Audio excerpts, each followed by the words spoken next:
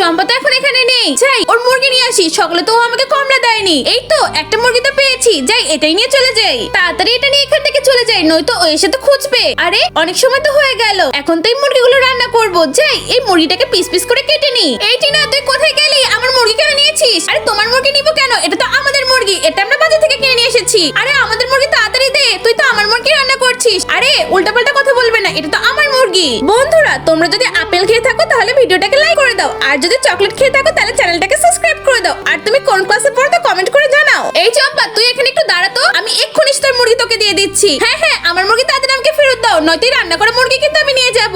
এই দাঁড়া দাঁড়া দাঁড়া বলছি। আরে মা, দেখেছো ও তো ভয় পেয়ে চলে গেল। আরে হ্যাঁ চল, আমরা এই মুরগির মাংসটাকে একটু সেদ্ধ করতে দিই। এটার মধ্যে তো আদার টুকরো একটু তেলও দিয়ে দিই, এটা কিছুক্ষণ সেদ্ধ হতে থাকুক। আরে এই দেখ, আমি তো চলে এসেছি, তুই এখনো মাংস রান্না করে যাচ্ছিস? আরে চম্পা, তুই বাইরে দাঁড়া, তোর মুরগিটা আমি ভিতর থেকে নিয়ে আসছি, নে ধর তোর মুরগি। আরে হ্যাঁ থ্যাংক ইউ। এইবারে মুরগির মাংসের মধ্যে এক একে আদা, গরম মশলা, রসুন সব কিছু সেদ্ধ করে নি। মা, মনে হচ্ছে এটা তো রান্না হয়ে গেছে। আরে হ্যাঁ।